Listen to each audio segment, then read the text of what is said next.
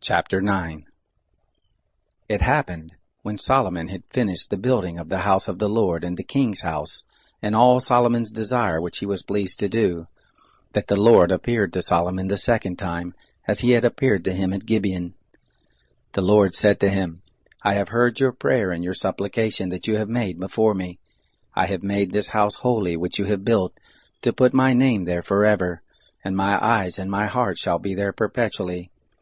As for you, if you will walk before me as David your father walked, in integrity of heart and in uprightness, to do according to all that I have commanded you, and will keep my statutes and my ordinances, then I will establish the throne of your kingdom over Israel forever, according as I promised to David your father, saying, There shall not fail you a man on the throne of Israel. But if you shall turn away from following me, you or your children, and not keep my commandments and my statutes which I have set before you, but shall go and serve other gods and worship them, then I will cut off Israel out of the land which I have given them, and this house, which I have made holy for my name, I will cast out of my sight, and Israel shall be a proverb and a byword among all peoples. Though this house is so high, yet every one who passes by it will be astonished, and shall hiss, and they will say, Why has the Lord done this to this land and to this house? And they shall answer, Because they forsook the Lord their God, who brought forth their fathers out of the land of Egypt, and laid hold on other gods, and worshipped them and served them. Therefore has the Lord brought all this evil on them. It happened at the end of 20 years, in which Solomon had built the 2 houses, the house of the Lord and the king's house. Now Hiram the king of Tyre had furnished Solomon with cedar trees and fir trees, and with gold, according to all his desire. Then King Solomon gave Hiram 20 cities in the land of Galilee. Hiram came out from Tyre to see the cities which Solomon had given him, and they didn't please him. He said, What cities are these which you have given me, my brother? He called them the land of Cabul to this day. Hiram sent to the king 120 talents of gold. This is the reason of the levy which King Solomon raised, to build the house of the Lord, and his own house, and Milo, and the wall of Jerusalem, and Hazor, and Megiddo, and Gezer.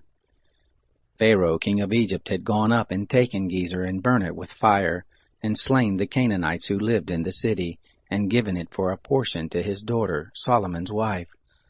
Solomon built Gezer, and Beth-horon the lower, and Baalath, and Tamar in the wilderness in the land, and all the store cities that Solomon had, and the cities for his chariots, and the cities for his horsemen, and that which Solomon desired to build for his pleasure in Jerusalem, and in Lebanon, and all the land of his dominion. As for all the people who were left of the Amorites, the Hittites, the Perizzites, the Hivites, and the Jebusites, who were not of the children of Israel, their children who were left after them in the land, whom the children of Israel were not able to utterly destroy, of them did Solomon raise a levy of bondservants to this day. But of the children of Israel did Solomon make no bondservants, but they were the men of war, and his servants, and his princes, and his captains, and rulers of his chariots and of his horsemen. These were the chief officers who were over Solomon's work, 550, who bore rule over the people who labored in the work. But Pharaoh's daughter came up out of the city of David to her house which Solomon had built for her. Then he also built up Milo. 3 times a year did Solomon offer burnt offerings and peace offerings on the altar which he built to the Lord, burning incense on the altar that was before the Lord. So he finished the house. King Solomon made a navy of ships in Ezion-Geber, which is beside Eloth, on the shore of the Red Sea in the land of Edom. Hiram sent in the navy, his servants, sailors who had knowledge of the sea, with the servants of Solomon.